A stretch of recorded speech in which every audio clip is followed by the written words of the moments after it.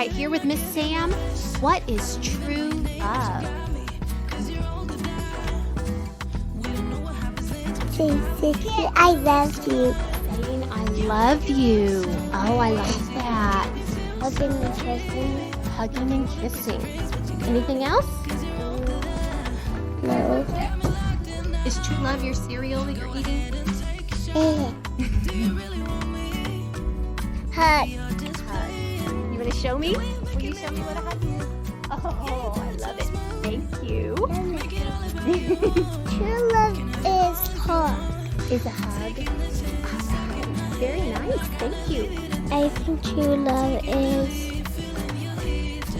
when you love somebody. I love my mommy and daddy. That's a good answer. I love my mommy and daddy too. You do? Is that what you think of when you think of true love? Yeah. Grabbing the microphone. Sharing Legos with my sister. Sharing Legos with your sisters? When you like somebody so much that you like don't wanna ever leave from their house. Being nice and I don't know what else.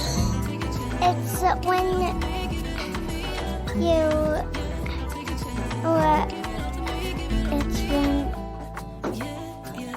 you miss somebody. When you miss somebody? And you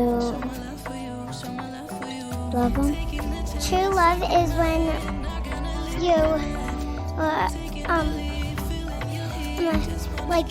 you don't just say I love. It's when you really love. Love my dad. Love my mom, dad, brother, and sister. You love your family. Loving my whole family. So when I say, what is true love? What would your answer be? Jesus. Jesus. Give it all to me, give it all to me, yeah, yeah, take a chance. Give it all to me, give it all to me, yeah, yeah, take a chance. Give it all to me, give it all to me, yeah, yeah, yeah. Show my love for you, show my love for you, yeah, yeah, yeah. Show my love for you, show my love for you. Taking the chance, stuck in my head, not gonna leave it at that. Taking the lead, feeling your heat, just wanna give you my best. I don't even know your name, but you got me, 'cause you're on the dial. We don't know what happens next, but you got me, 'cause I'm next in line. You make it look so easy, making me feel so dreamy. Nothing wanna place your dreams, but you got me, 'cause you're on the dial. Yeah, yeah, take a chance. Give it all to me, give it all to me, yeah, yeah, take a chance. Give it all to me, give it all to me, yeah, yeah, take a chance. Give it all to me, give it all to me, yeah, yeah, take a chance. Give it all to me, give it all to me. Hold up, I am on my way, I'm in motion.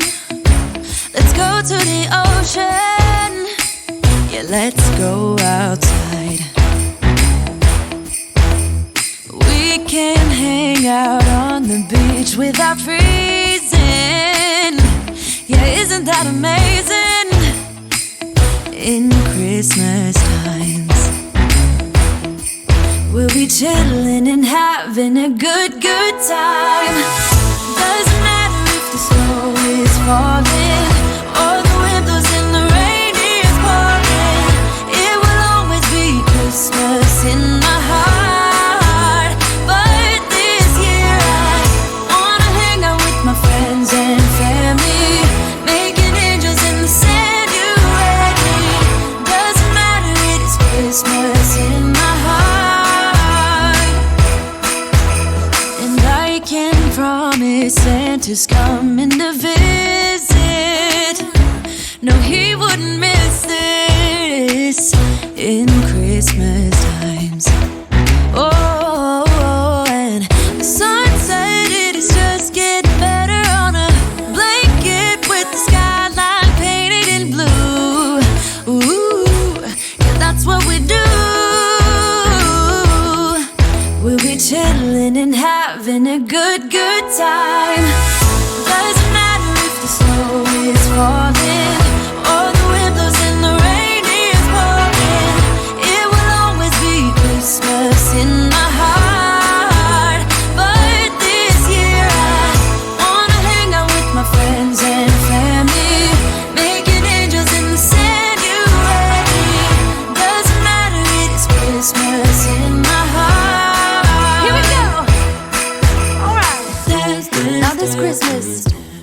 dance. We're gonna dance, dance, dance, Come on. dance.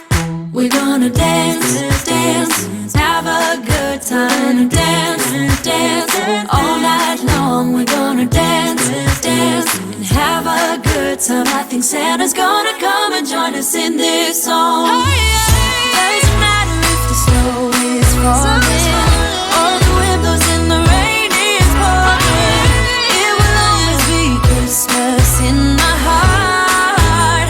But this year I wanna hang out with my friends and family, making angels in the sanctuary. Doesn't matter, it is Christmas in my heart.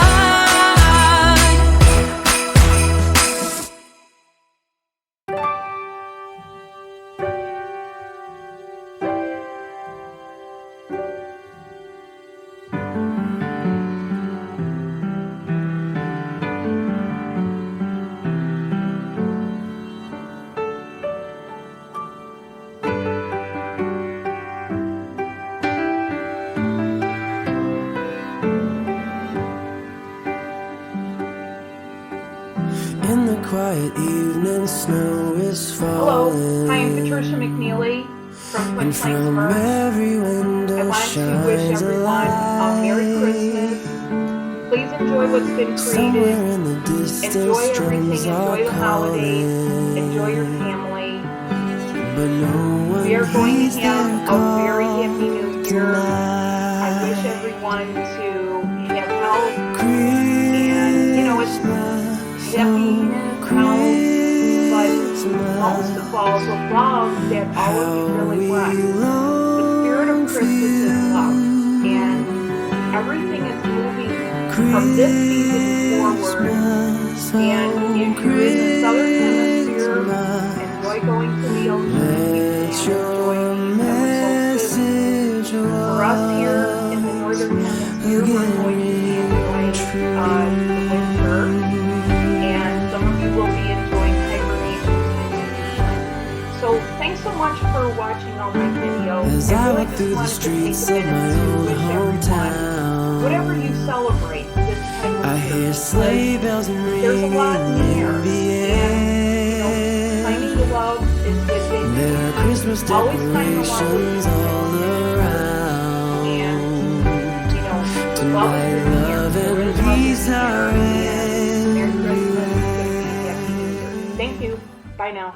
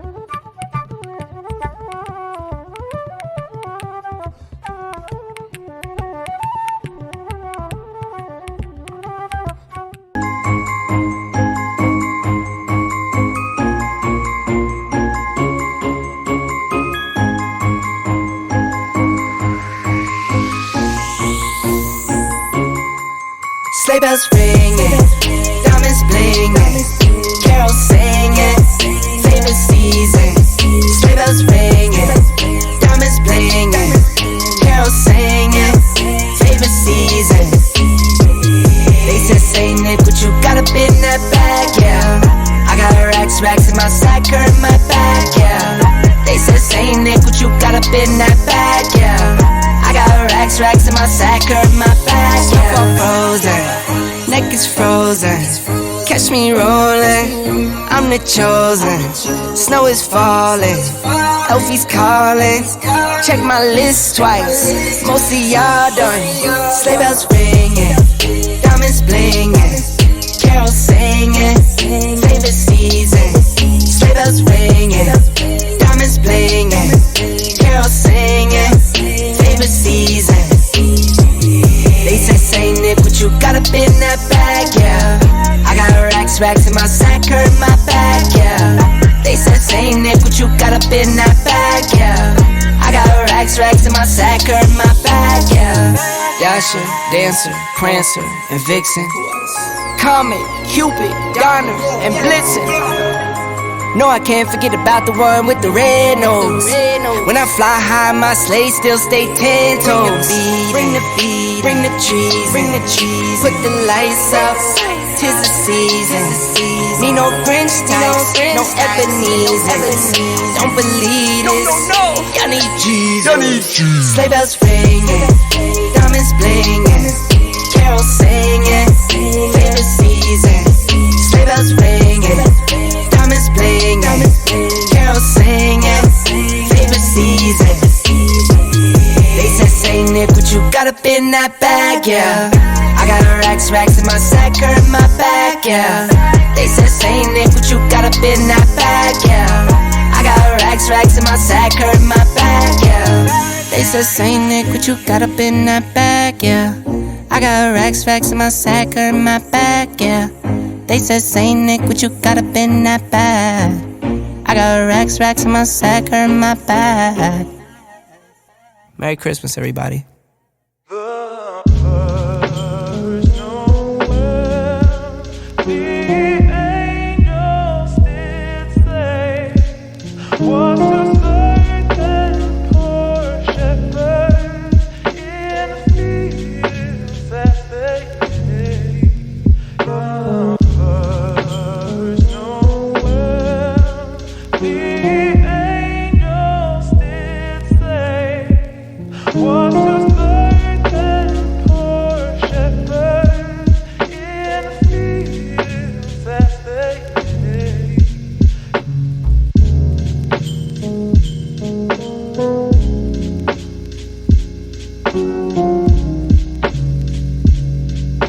Psych2Goers, and welcome back to another Psych2Go video. Today, we're going to explore the mysteries of love. So let's start with our big question. How do you know when someone likes you? It's rarely about the things they say. More often than not, it's about the things they don't say. Words can be misleading. They may never admit their feelings out loud, but their actions may tell you a different story. Love communicates through subtle, subconscious behaviors, through small gestures, stolen glances, and moments of silence. It's a challenging language to understand, but if you pay close attention, you can unravel someone's true feelings. To help you decipher the language of love, here are 10 signs that your crush likes you. Just as a disclaimer, just one of the signs may mean nothing, but the more of these signs, the more likely your crush really does like you. 1. They fixate on you. The eyes are often called the windows to the soul. But is that really true? Can you understand your crush's feelings just by watching their eyes? In a 2014 study, Beaumont and others found that your eyes give away your honest intentions. You unconsciously fixate on people, places, and objects that you want the most. If you're staring at food, you're probably hungry. If you're staring at old photos, you might be homesick. If your crush is fixated on you, they may be in love. 2. They lean toward you. Love changes the orientation of your body. Around friends, you lean back. You're calm and comfortable. Around someone you like, your body springs forward. You lean towards your crush to show them you care. Imagine your crush is talking about a sport you've never played. It's not your favorite subject to talk about, but you lean forward anyway. Why? Because their opinions matter to you, without realizing that your body changes shape. So, does your crush's body lean towards you? A little movement can go a long way. 3. They're vulnerable with you. It's not easy to be open with someone. In your daily life, you raise giant walls to protect yourself from getting hurt. But when you're around someone you trust, those walls come crumbling down. According to a 1997 study by Aaron and others, vulnerability nurtures both love and attraction. It builds trust by fostering deeper feelings of closeness. But vulnerability isn't just about expressing yourself. It needs to be mutual. If your crush always wants to know more about you, you two may be more than just friends. 4. They smile at you. Different smiles mean different things. Some are closed and mysterious, Others are open and happy. But how do people smile when they're in love? A 2018 research summary by Montoya and others explains that a genuine smile can demonstrate trust, attraction, and vulnerability. In other words, your crush may be constantly smiling because they feel close to you. 5. They open their posture. When you interact with someone you like, you instinctively open your posture.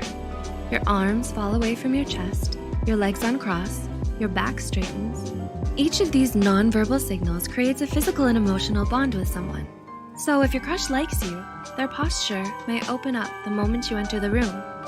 6. They look into your eyes. When you spend time with your crush, your brain releases a love hormone called oxytocin. This hormone circulates through your brain and makes you feel closer to the people around you. That closeness changes your body language, encouraging things like eye contact. In other words, looking into your crush's eyes isn't just romantic. It's a great way to express your interest. If they return the favor, the feelings may be mutual. 7. They make physical contact. If you like someone, tiny things can be electrifying. A small touch on the arm, their legs rubbing gently against yours. Contact is so powerful because touching another person, especially someone you like, triggers the same flood of feel-good hormones. Remember this each time your crush brushes your hand or touches your back. It's not always an accident. Your crush may be trying to show their true feelings. 8. They make time for you. Does your crush make time for you? By opening up their schedule, they're tearing down an important barrier, something that would stop you two from being together. Invisible forces like time and distance are common roadblocks for young couples. Each time your crush makes time for you, they're leaping over one of these hurdles. According to a 2010 study from Rhodes and others, that means your relationship may have more potential. 9. They copy your behavior. Have you ever noticed your crush copying you? Every time you smile, they smile. Every time you take a drink, they do too. This psychological phenomenon is called mirroring. When you like someone, you mimic their posture, actions, and facial expressions. So if talking to your crush is like looking into a mirror, there's a good chance they have feelings for you. And 10, they invest in you. Has your crush ever lent you a jacket or a pencil? On the surface, these little favors don't look like much, but they're often a sign of romantic interest. When you lend something to your crush, you're making a small investment. That item, no matter how small, binds the two of you together. So don't let your crush's investment go unnoticed.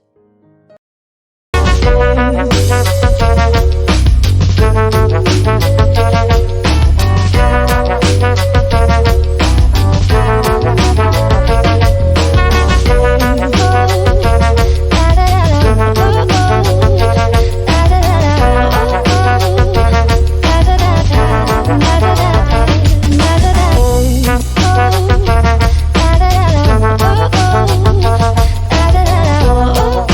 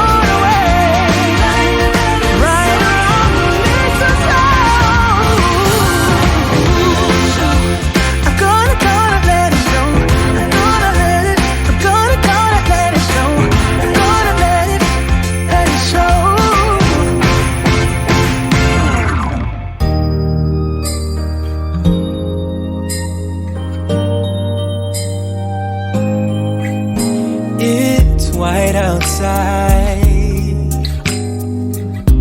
and the night is cold. Everyone's lighting candles in their homes. Yes, it's Christmas. It's a magic time. You can feel it in the air, that every child got their hearts filled up with joy. Yes, it's Christmas all around. All snow is falling down, all the colored lights lighting up this town. And as I walk outside, hear the Christmas choir sing Merry Christmas to you.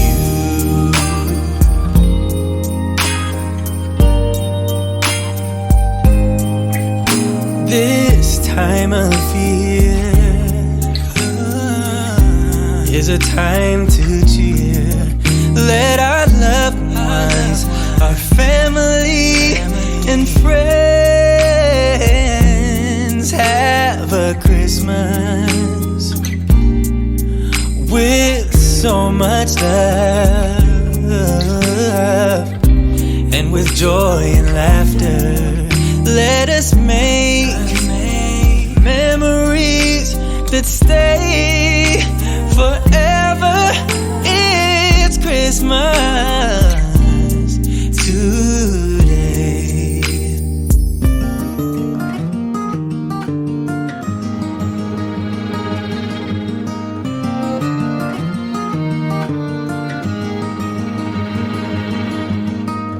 Boy, you're really good at lying.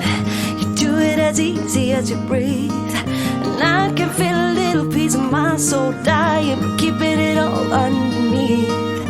Feel like an April's fool, even though it's mid-July.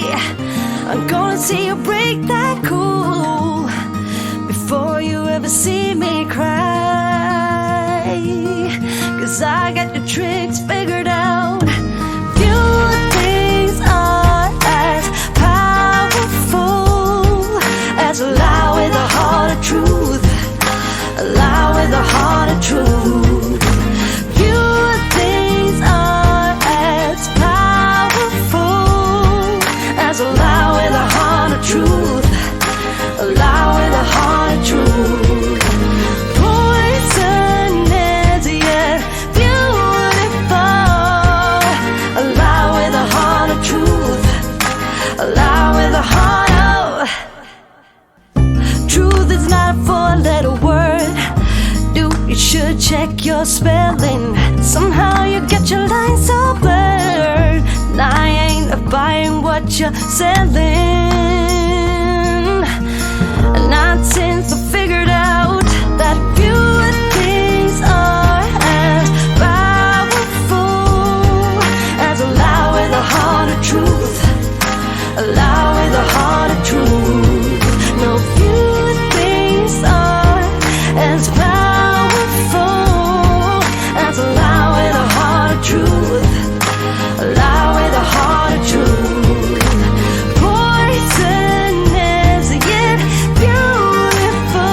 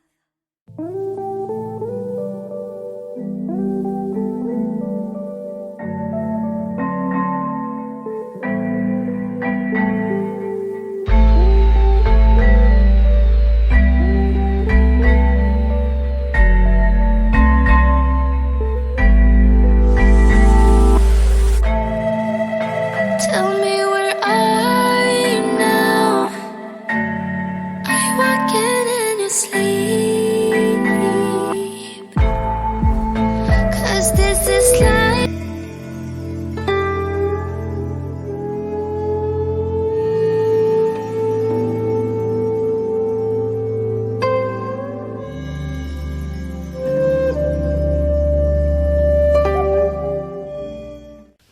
Psychopathy infects the full spectrum of humanity, irrespective of race, culture, geography, economic class, or personality type.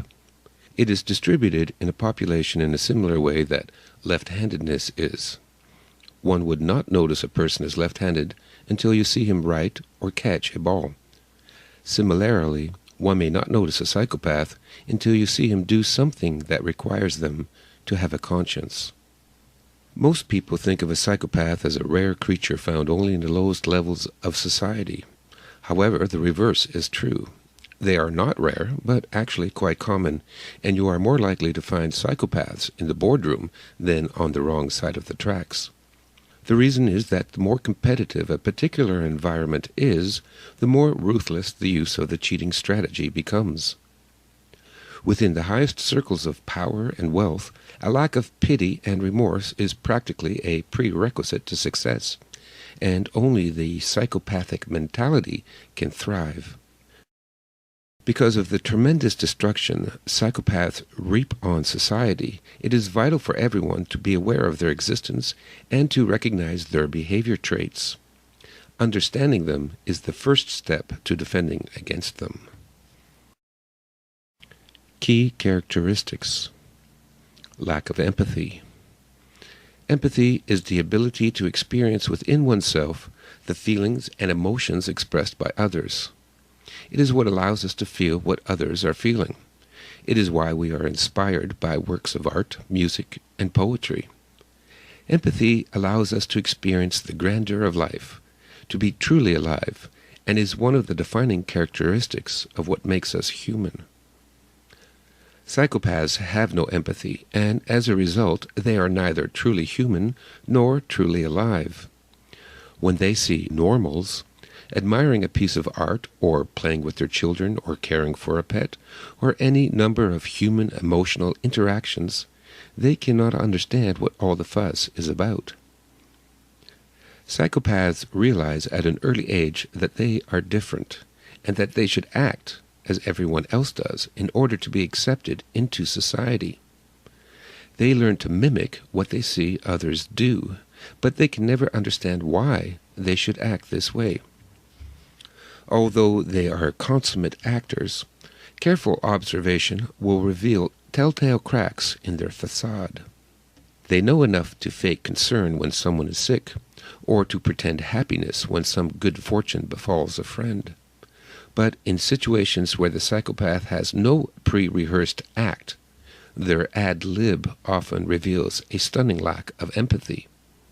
For example, if attending a funeral, a psychopath would correctly mimic the same expressions of sadness as the other mourners, but then makes sexual advances towards the grieving widow, clueless to the gross inappropriateness of such an action. People with empathy would instinctively understand such behavior as inappropriate. However, the psychopath cannot. Lack of remorse. Remorse is an emotional expression of personal regret felt by a person after he or she has committed an act which they deem to be shameful, hurtful, or violent. This very definition precludes a psychopath from experiencing such a feeling. With no empathy, there can be no emotional expression. Nor can a psychopath feel shame, nor comprehend that anything they do can be harmful to others. Psychopaths understand when people are angry with them for their behavior, and as a last resort, they may pretend they are sorry. But unlike most people, they are not the least bit disturbed by feelings of guilt. Remorse is a powerful negative emotion that causes turmoil in those that feel it, turmoil that often results in self-destructive or self-deprecating behaviors. The psychopath may pretend remorse, but their real behavior is not changed. They still go shopping, they still go to parties, they have no problems sleeping at night. Superficiality. Passion drives someone to go further than needed to explore, learn, and master a subject. Most people enjoy listening to music, but it is someone passionate about music that goes on to learn how to play an instrument. Similarly, many people are interested in new technology, but only a passionate person goes on to become an engineer. Lacking passion for anything other than themselves, psychopaths can never penetrate beyond the surface of most knowledge. As a result, they exhibit a superficial comprehension of some or many subjects, but are often seen by true experts as being shallow. Their superficiality extends to their attempts at acting normal by exhibiting false emotions through an exaggerated effect. Grandiosity. Despite being shallow and superficial, psychopaths show no self-esteem issues. Psychopaths live in a falsely constructed worldview in which they are both literally and figuratively God. Often seen as megalomaniacs, they also have an equally overblown sense of entitlement. Irresponsibility. Psychopaths are irresponsible because nothing is ever their fault. Someone else, or the world at large, is always to blame for all of their problems. This makes sense if you understand that psychopaths think themselves perfect. Nothing wrong can ever originate with them, and so logic, the psychopath's logic, dictates that everything bad is always someone else's fault. Impulsive behavior. The psychopath's impulsive behavior makes sense in light of their megalomania.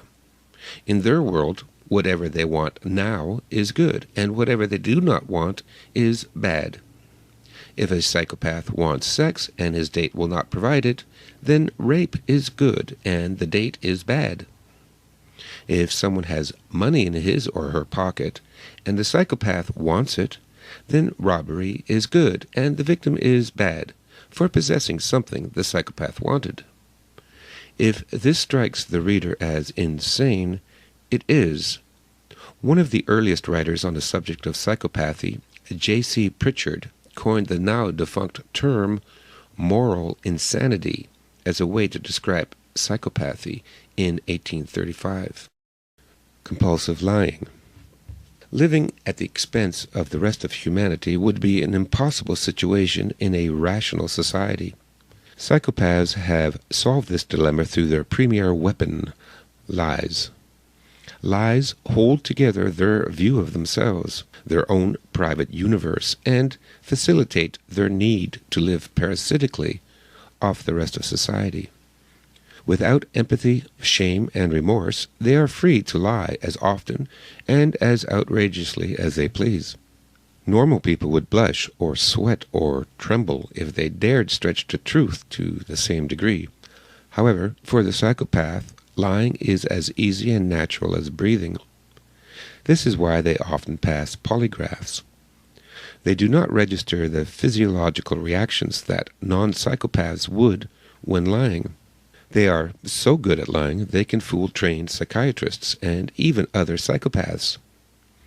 What is important to know is that given the right circumstances, they can fool anyone. Manipulative. Hand in hand with the psychopath's extraordinary ability to lie comes the ability to manipulate others for their own benefit. Having spent their lifetime studying us, psychopaths are masters of manipulation and experts on knowing how to push our buttons, to use our emotions against us. They use this ability to keep those around them confused, unable to think clearly, and off balance. Psychopaths also learn very early how their personalities can have traumatizing effects on the personalities of non-psychopaths, and how to take advantage of this for the purpose of achieving their goals. Like an electric eel that stuns its prey with an electroshock, psychopaths' inhuman personality and uncanny ability to manipulate can psychologically stun their intended victims. Antisocial behavior. The very essence of the psychopath is antisocial. Their lack of empathy for other people extends onto society and the environment. Vandalism, pollution, graffiti, animal abuse, environmental destruction, building code violations, reckless driving, and a host of morally and socially unacceptable activities are of no concern to the psychopath. These, then, are the basic characteristics that psychopaths exhibit. Bear in mind that few psychopaths will express all of the characteristics, and that non-psychopaths can have many of these characteristics as well. Common types of psychopaths. While there are as many variations in the personalities of psychopaths as there are among normal people, the following lists some general stereotypes. Narcissists. The most benign form of psychopathology is pathological narcissism. Narcissists, like the mythological Greek namesake Narcissus, are so overcome with self-love that nothing else in the world matters to them.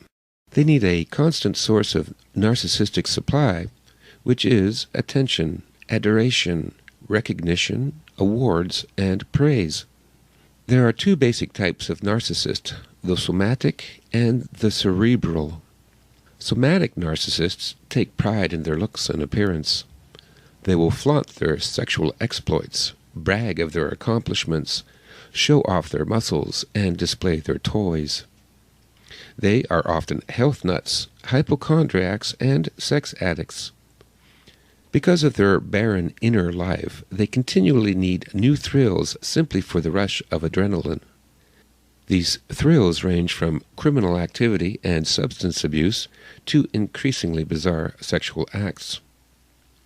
Cerebral narcissists love their own minds. They are arrogant, condescending, and know-it-alls that pride themselves on being smarter than everyone else. Their narcissistic supply comes from fame, notoriety, awards, and displays of wealth to create envy in others. The danger to the public from narcissists is to drain on energy, time, resources, and emotional well-being. A narcissist is interested in a person only for what narcissistic supply that person can provide.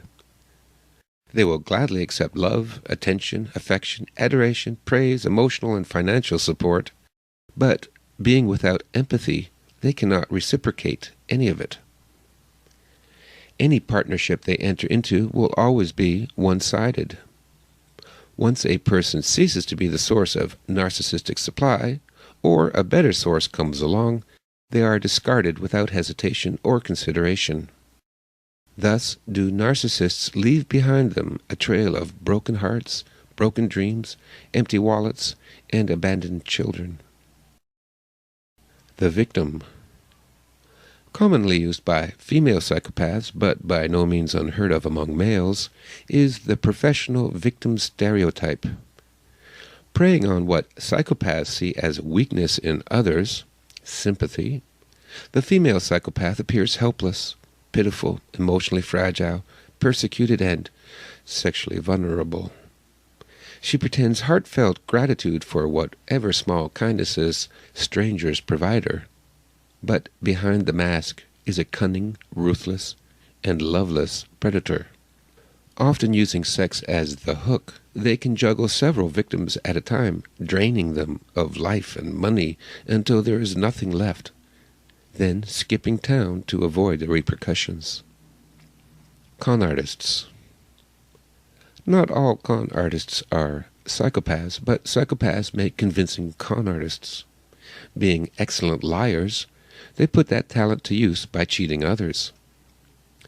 Without a conscience or remorse to stand in the way, they are free to cheat old women out of their life savings, sell quack cures to terminally ill patients, or shortchange the blind. They are usually charming, articulate, and convincing, and make successful salespersons. Unlike the narcissist, the con artist is not as concerned about love or attention as money. There are two types of cons psychopaths engage in, the short con and the big store con. The short con is probably the one that most often comes to mind when thinking about con artists. These are the tricks and cheats that require no great intelligence to pull off, such as shortchanging, bait and switch, and a 3-card Monte, to name a few. Psychopaths that have a higher intelligence level and or come from a more respectable background are more likely to establish the big store con. These are large-scale frauds that all rely on a basic strategy. Take something of little to no value, artificially inflate that perceived value, sell to gullible investors, take the money, and run. Traditional big store cons use real estate, stocks, and bonds as the lure. Even reputable multinational corporations, accounting firms, and banks are all capable of being nothing more than a large-scale con. While the short con can deprive a victim of a few to a few $1,000s, the big store cons are especially destructive, capable of destroying an entire nation's economy. Malevolent psychopaths, more popularly known as antisocial personality disorder or sociopaths. The malevolent psychopath is the real-life monster of our nightmares. These are the wife-beaters, murderers, serial killers, stalkers, rapists, sadists, pedophiles, gangsters, interrogators, and terrorists. They are usually career criminals and can amass an extensive criminal record while still in their early teens, often showing their contempt with a sneer or smirk and with a vacant stare from cold, predatory eyes. They are dangerous, unpredictable, and easily triggered into violence. Cowardly and sadistic, they tend to target the most vulnerable in society: women, children, and the elderly and disabled. Often impulsive and opportunistic, sociopaths will not hesitate to commit any type of crime and will use manipulation, intimidation, and violence to get what they want. Professional psychopaths. The malevolent psychopath is the most dangerous. However, it is the professional psychopath that is the most destructive. While the victims of the former can range into the dozens, the victims of the professional psychopath can run into the tens of millions. These psychopaths litter history with genocides and the destruction of entire nations and empires. Historical examples include such monsters as Stalin, Pol Pot, Ivan the Terrible, and Caligula. While there are many that make it to the pinnacle of the political stage, there are also such historical figures as J.P. Morgan, Randolph Hearst, and Meyer Rothschild, professional psychopaths that reach the pinnacle of the financial stage, where they cause no less misery and destruction as their political counterparts. The professional psychopath is just as malevolent, narcissistic, and remorseless as the other stereotypes. They are just much smarter. They can be found in any profession, but usually governments, corporations, and religions will be thick with them. In a corporation, the professional psychopaths are ideally suited for advancement. They can masterfully fake their abilities and credentials, use their intellect and charm to manipulate and exploit others, and generally backstab their way to a high position. Once in power, their masks slip, and they abuse their power and bully and sabotage their co-workers and subordinates. In politics, the professional psychopath's ruthlessness and cunning gives them a distinct advantage over any non-psychopath rival. They make charismatic leaders, manipulating and brainwashing the naive, vulnerable, uneducated, or mentally weak. Mastery of lying allows them to make whatever outrageous campaign promises straight-faced, with, of course, no intention of keeping any of them.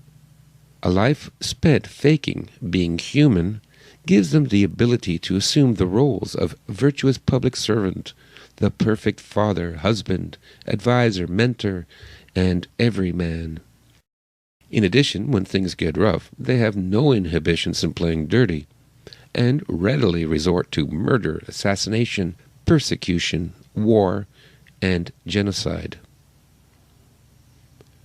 The third sphere of power that has traditionally attracted more than its fair share of psychopaths is religion.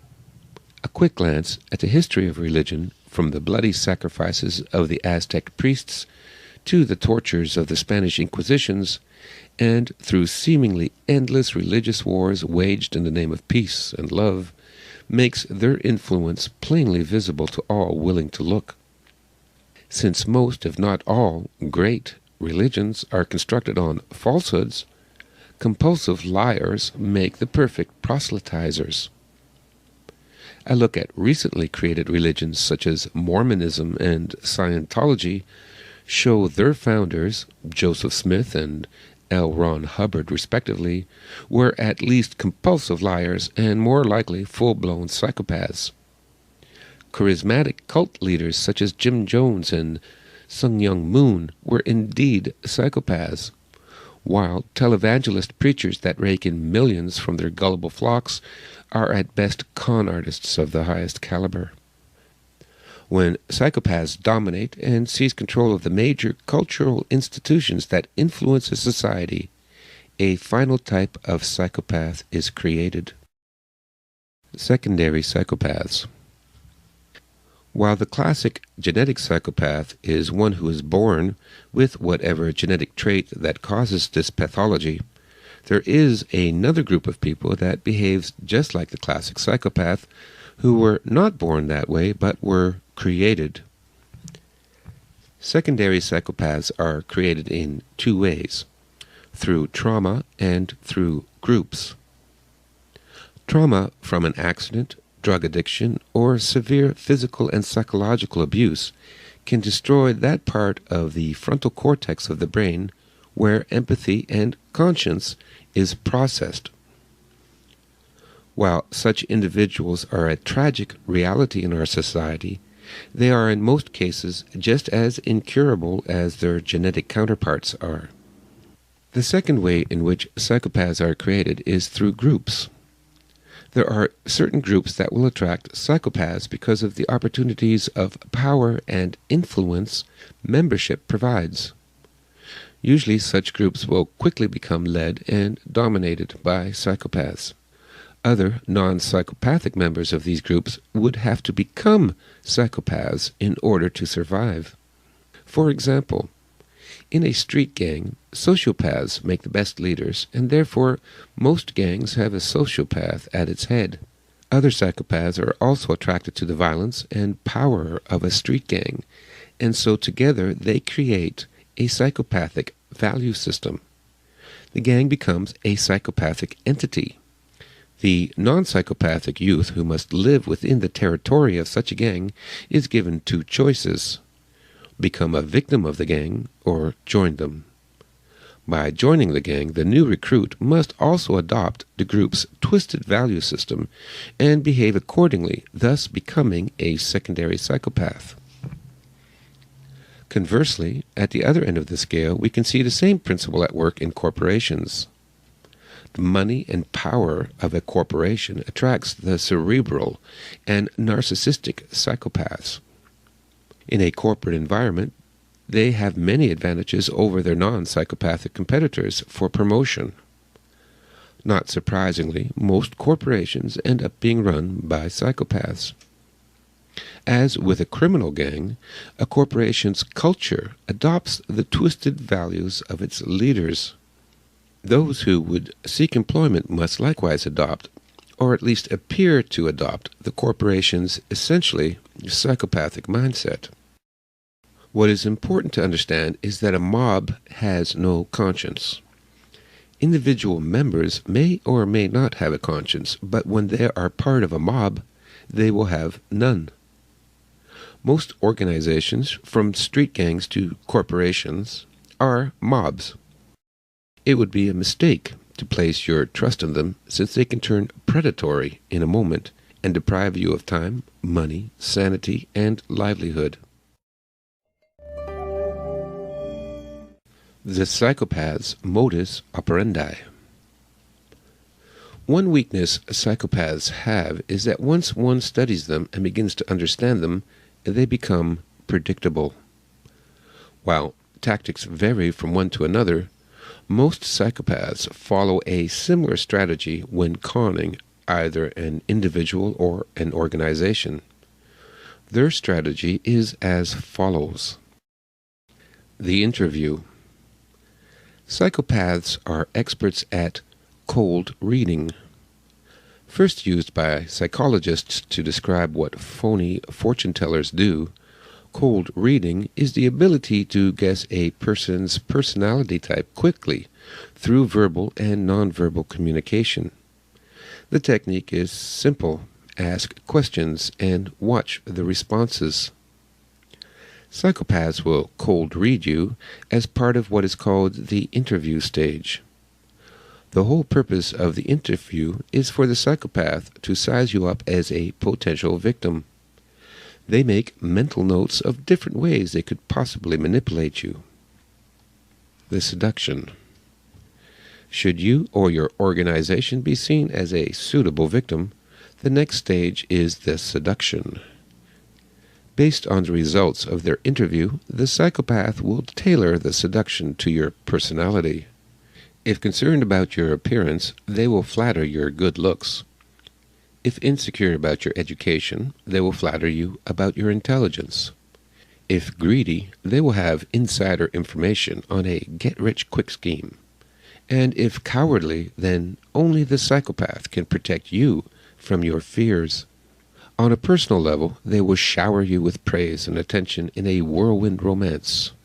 They make sure that being around them is fun and exciting, so that you become addicted to the adrenaline rush they create.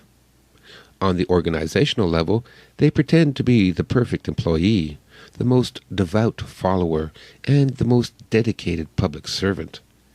They work to ingratiate themselves first to the doorkeepers, and finally the power holders, often by being shameless sycophants and bootlickers.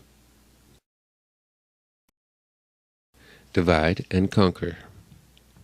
Just as a pride of lions will seek to separate a targeted wildebeest from the rest of the herd, so psychopaths seek to isolate their victims from the rest of humanity. They accomplish this through the tactic of divide and conquer.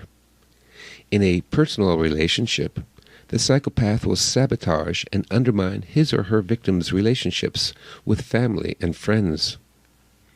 Exasperated by the negative drama and costs associated with the victim, their friends and family drop out of contact, leaving the victim without the support and guidance of their social group. In an organizational setting, psychopaths are the consummate office politicians. They seek to create factions within the organization and then turn those factions against each other to create as much chaos as possible. Psychopaths swim in chaos, and the more, the better. Secretly, they start to draw the gullible, weak-minded, and fellow psychopaths to their side, while intensifying their efforts to have the most talented, honest, and incorruptible members, ones that could have the strength of character to expose them, expelled. They poison the environment in a variety of ways so that everyone feels irritable, edgy, and unable to perform their jobs.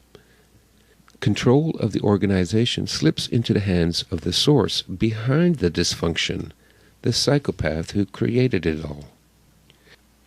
Fear and tyranny. The final stage of the psychopath's strategy is tyranny, the absolute and sadistic control over his victims. In a relationship, the honeymoon is over, and the mask comes off. The psychopath suddenly becomes controlling, abusive, and violent. Instead of flattery and attention, the tactics are now fear, intimidation, extortion, and emotional blackmail. On the organizational level, one sees benefits being cut while time cards and production quotas and surveillance increases. Employees become slaves, powerless and disposable cogs in a machine run for the sole benefit of the psychopaths in charge. On the national level, countries ruled by psychopaths become corrupt and brutish police states, constantly at war with created and imaginary enemies. The population becomes paranoid, neurotic, and ultimately secondary psychopaths. In a psychopathic culture, everyone must adopt a ruthless attitude as a survival strategy. Defense against a psychopath. Facing evil. One of the greatest advantages psychopaths have is that average decent people cannot believe that such monsters truly exist. This inability to comprehend the predator mentality is partly due to popular morality. All societies promote simplistic and idealistic morality through schools and churches that teach such platitudes as everyone has some good in them, everyone is special, and so forth. Such ideals more often serve as a cover behind which the true machinations of society can operate without evoking the suspicion of the mob. Another reason that people cannot face evil is fear. The true nature of psychopaths is the stuff of childhood nightmares. Many people simply cannot deal with the fear this realization causes, and so, to soothe their nerves, they revert to an infantile strategy of denial and magical thinking. If they do not acknowledge the existence of monsters, then the monsters cannot hurt them. The first line of defense against psychopaths is acknowledging their existence. By doing so, one develops a psychological advantage. Forewarned is forearmed, and having braced oneself with knowledge of predatory individuals, one is better able to think clearly and thus spot the predator before he can spot you. Once you accept the reality that human predators populate our society, the next line of defense is in identifying them. Because of their abilities at camouflage and deception, psychopaths are difficult to spot. They can fool even mental health professionals. It is important to understand that everyone can be conned. If you feel that you are the exception, you only make yourself more susceptible. Recognition. A psychopath is like a smoking ember. The sooner you can spot the smoke and douse the ember, the better, since after the house is on fire, it is too late to contain the damage and destruction. Learn to spot the typical psychopathic character traits and recognize their modus operandi. Where possible, do background checks and/or speak with the suspected psychopath's family and friends. Most psychopaths leave a long trail of destruction and heartbreak and will try to cover their tracks. A lack of background information is therefore as suspicious as a history of betrayals. Another of their fundamental flaws is a lack of patience and the incredible energy they use to maintain their facade. Over time, they drop their masks. Thus, one of the best methods of detecting psychopaths is to wait them out. Once you identify someone as being a psychopath, you have only two options: attack or evade. What not to do.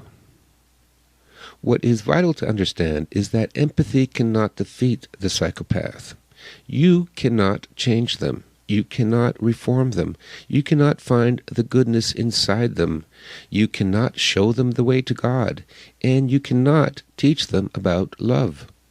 All these approaches are doomed to failure, since psychopaths can never understand, nor can they care about these concepts. While they may lead you to believe that you are getting through to them, in reality, your empathy infuriates them, and far from admiring your compassion, they despise you even more. One must develop a cold exterior to them and view them from a distance. Do not pity them, feel sorry for them, or sympathize with them. Attack. As a rule, the only thing that can defeat a psychopath is a bigger psychopath. However, should you feel no other recourse but to confront a psychopath, your one advantage is their fear of being exposed for what they are. They have known since childhood that they are different from most people. Their whole advantage lies in the fact that they know what they are and no one else does. Exposing a psychopath takes away his or her advantage and reveals their inner corruption for all to see. However, few people have the strength and intelligence to do this successfully. While the statistical distribution of genius and idiot psychopaths mirrors the general population, even a moronic psychopath can elude and outwit an educated accuser. Before you attempt to expose and expunge a psychopath, you must be in a position of power and you must choose the time and place. You also need to have your people briefed and ready to support you. This means creating a family and friends support group and/or joining a support group. In an organizational setting, you need to have co-workers, managers, the legal department, and human resources on your side before making your move. The Chinese strategist Sun Tzu warned against attacking an enemy who has no escape, and likewise it is best not to corner a psychopath, since the fight will likely be more vicious than most people can bear. Instead, use the threat of exposure to drive the psychopath away. The thought that they could be exposed at any time is unnerving, and most psychopaths will give up the current game and go in search of more ignorant and vulnerable prey. Evade.